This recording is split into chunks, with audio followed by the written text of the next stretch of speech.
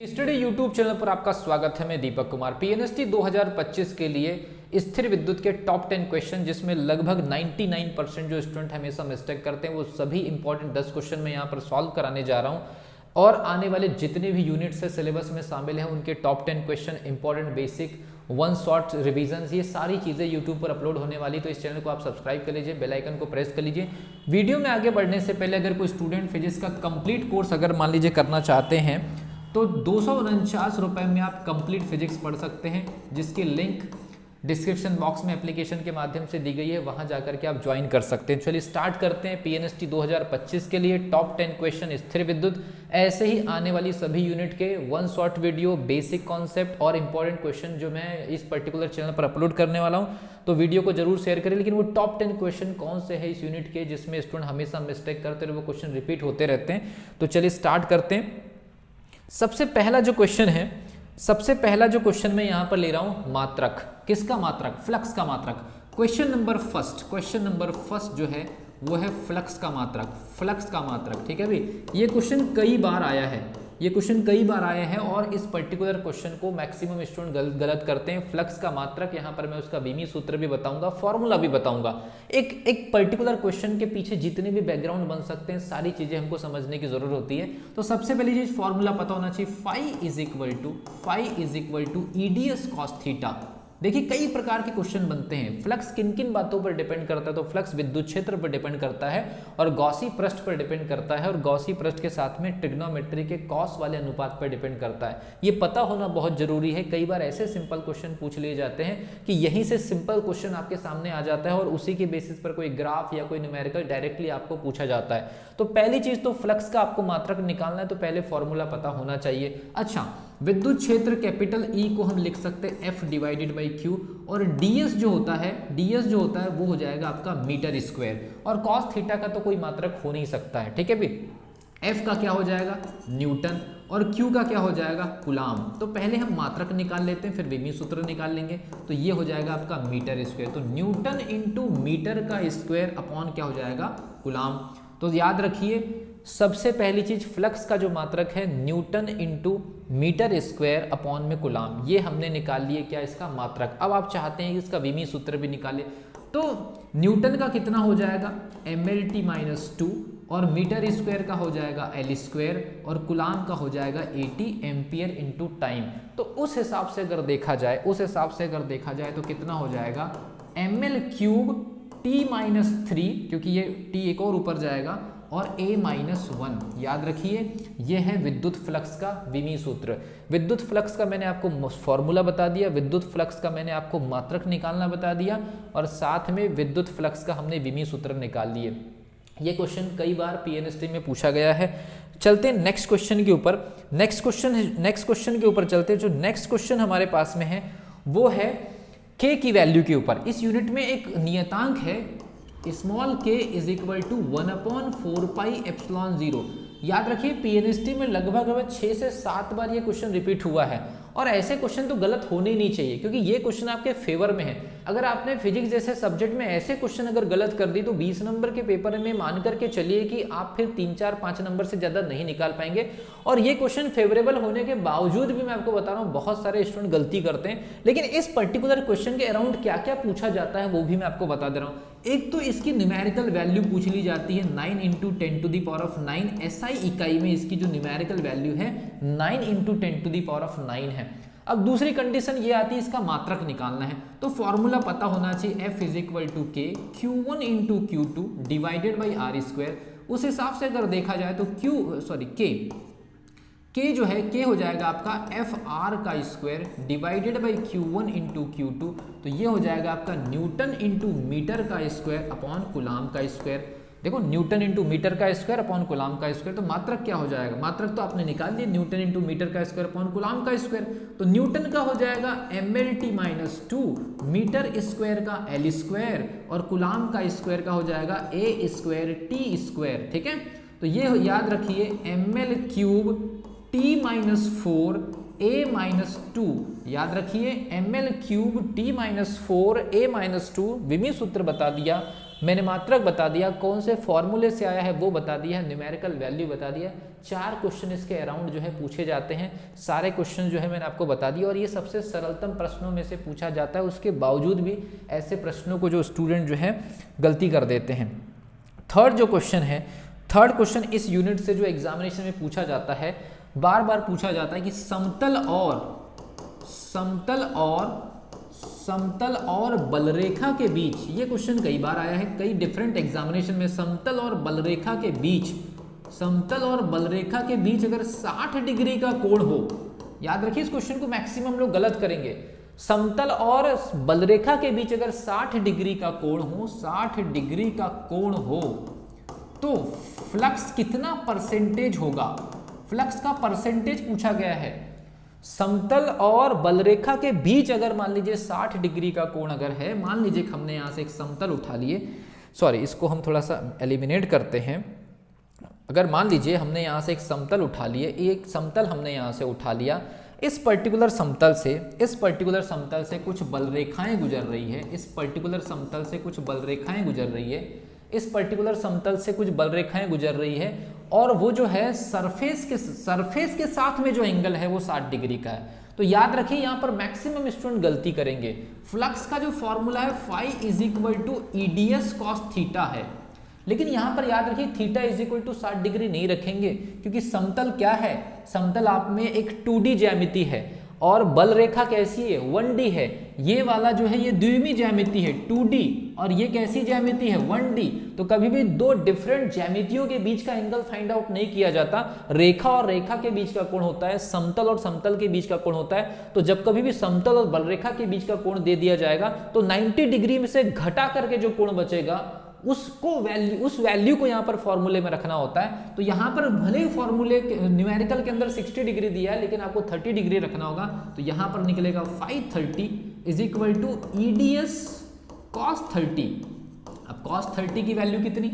cos 30 की value वही होगी जो sin 60 की होगी। तो cos 30 की value √3/2 that is equal to 0.866 और ये हो जाएगा आपका 86.66%। याद रखिए 60 डिग्री समतल और बलरेखा के बीच में था, इसीलिए समतल के अभिलंब, मान लीजिए समतल का अभिलंब ये है तो इनके बीच में 30 डिग्री है, जबकि बलरेखा ने समतल के साथ में 60 डिग्री का कोण बनाया हुआ था। इस हिसाब से cos 30 का कॉन्सेप्ट लगेगा। cos 30 की वैल्यू 0.866 86.66% जो फ्लक्स है इस सरफेस से बाहर निकल रहा होगा। नेक्स्ट क्वेश्चन लेते हैं जो पीएनएसटी में बार बार पूछा जाता है। ऐसे क्वेश्चन गलत नहीं होने चाहिए। नेक्स्ट क्वेश्चन ये है, अगला जो क्वेश्चन ये है कि 60 डिग्री की निरक्षीय स्थिति में, ये क्वेश्चन बहुत बार आया है, इवन नीट में भी क्वेश्चन पूछा गया है। 60 डिग्री की निरक्षीय स्थिति में, 60 डिग्री की निरक्षीय स्थिति में आपको बताना है कैपिटल E की वैल्यू, इस विद्युत क्षेत्र की वैल्यू बताना है। 60 डिग्री की निरक्षीय स्थिति में आपसे 30 डिग्री का पूछा जा सकता है, आपसे 45 डिग्री का पूछा जा सकता है, किसी भी एंगल पर पूछा जा सकता है। मैंने प्रीवियस बेसिक क्लास में, वहां पर जहां ऐप में क्लास चल रही है 249 रुपए में, वहां पर भी मैंने पूरा का पूरा सर्कल के हिसाब से बताया हुआ है। इसके अलावा मैंने यूट्यूब पर 1 शॉट में भी डिटेल में बताया है।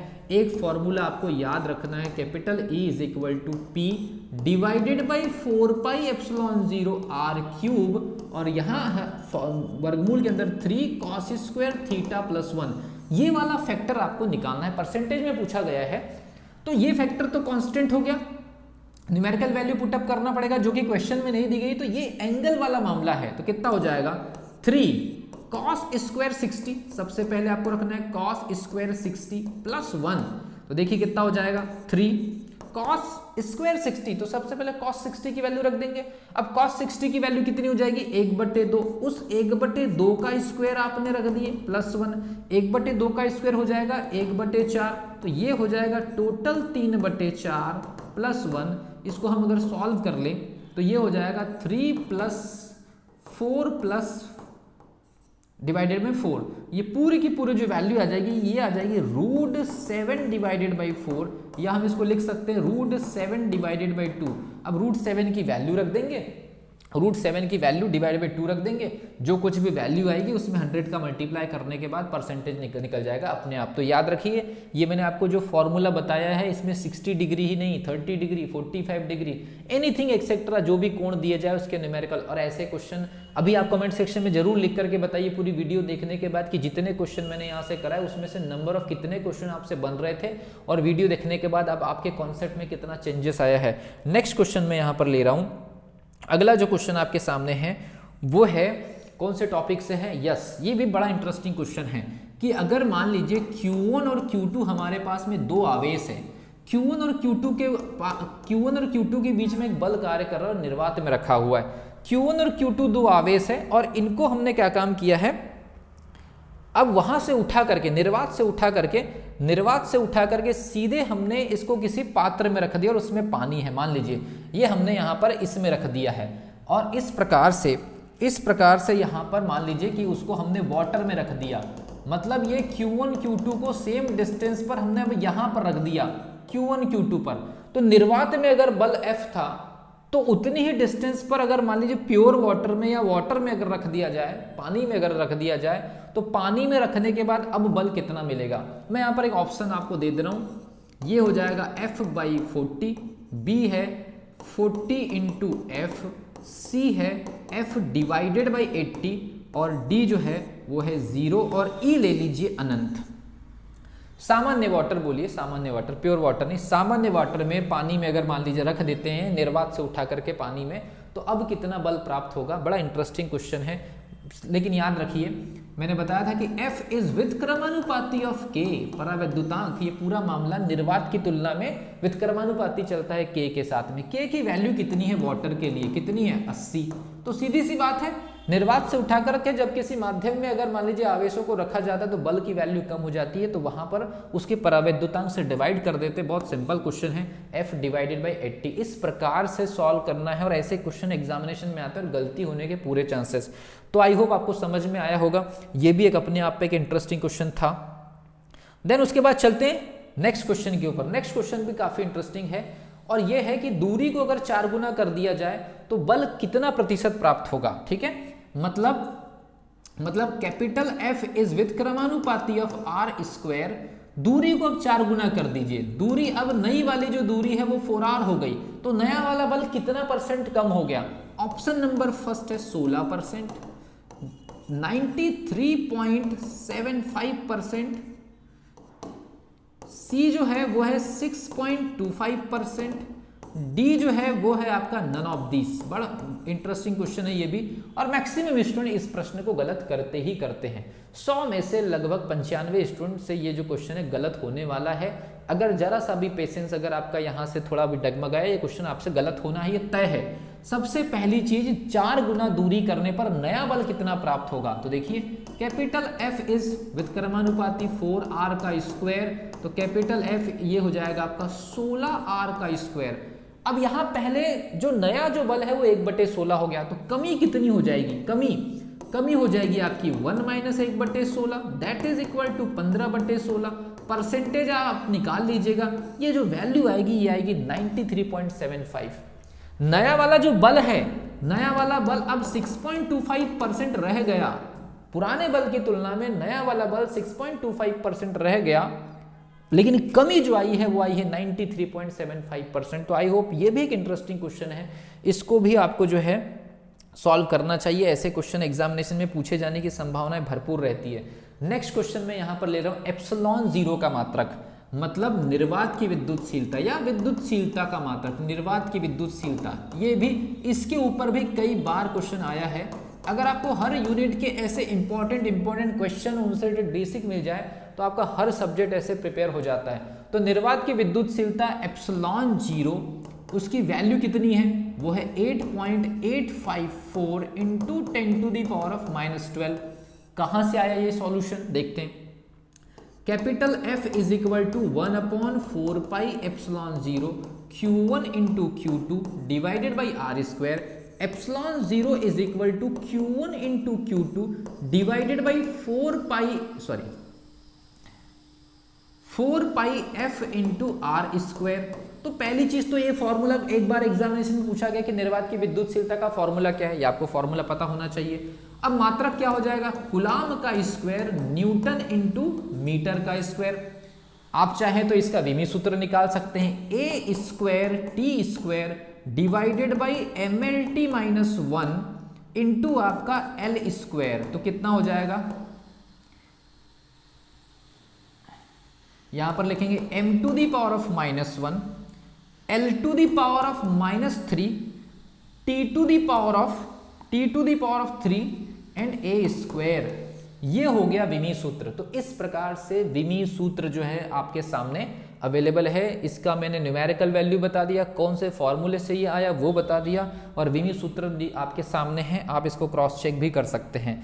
नेक्स्ट वन आप देखते हैं, अगला जो क्वेश्चन है इस यूनिट का जो कि बड़ा इंपॉर्टेंट है वो है n इज इक्वल टू 3 के लिए कार्यफलन। बड़ा सिंपल सा क्वेश्चन है लेकिन नहीं बनेगा, बहुत स्टूडेंट नहीं कर पाएंगे। n इज इक्वल टू 3 के लिए कार्यफलन, n इज इक्वल टू 3 के लिए कार्यफलन। ऐसे सिंपल क्वेश्चन अगर आपसे गलत हो गए तो आपका परीक्षा से बाहर होना तय है, इसलिए बिल्कुल पेशेंस के साथ ऐसे क्वेश्चन को आप गौर से देखिए। कार्यफलन phi is equal to -13.6 divided by n square electron volt प्रति इलेक्ट्रॉन, ठीक है, प्रति इलेक्ट्रॉन, वो भी कक्षा के क्रम के आधार पर। n क्या होता है, कक्षा का क्रम, बहुत सिंपल है।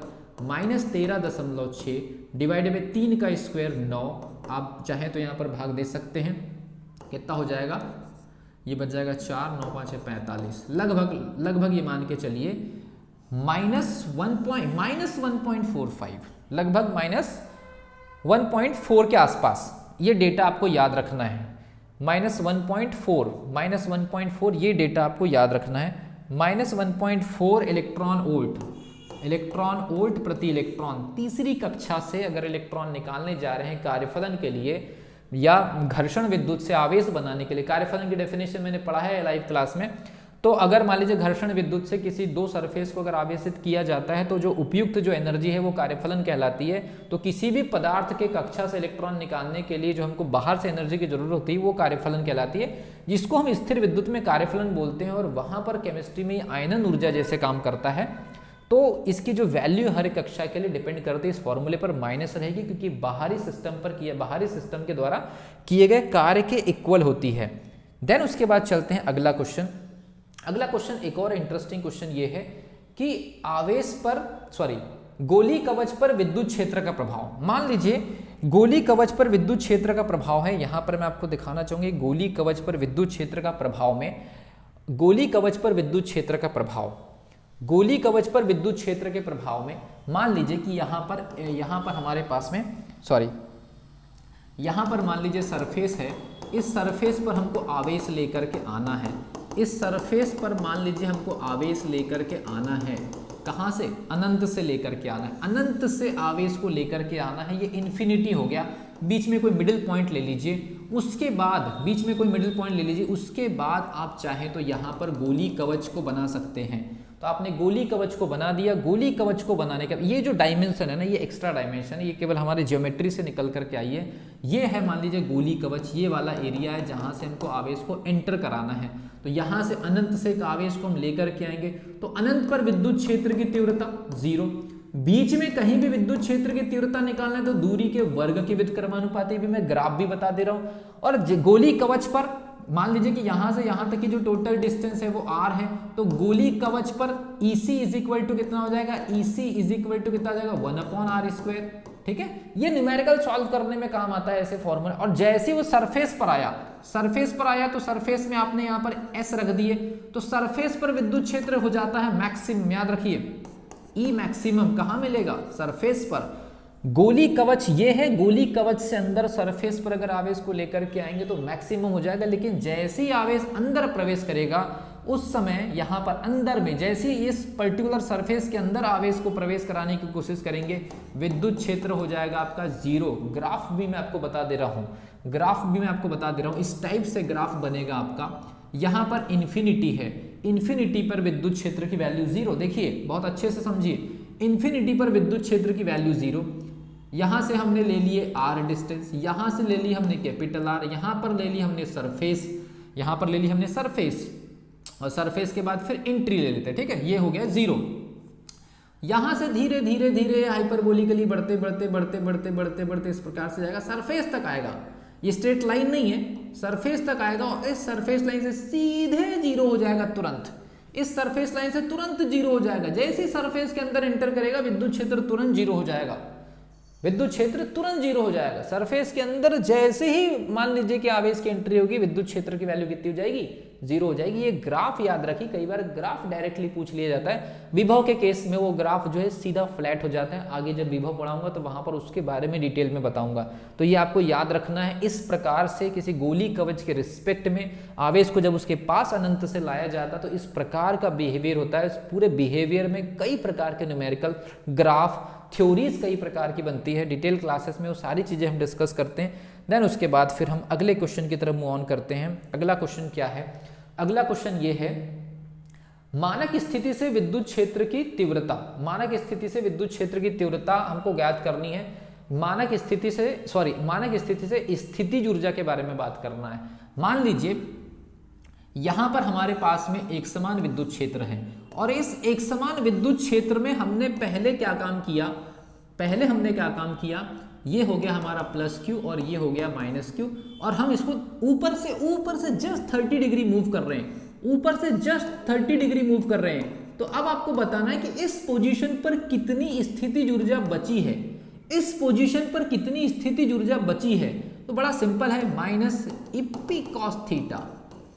कॉस थीटा पर डिपेंड करता है ऊपर से कितना मूव ऑन हुआ, ऊपर से कितना मूव ऑन हुआ, 30 डिग्री मूव ऑन हुआ, तो cos 30 is equal to √3/2 0.866 that is equal to 86.66%।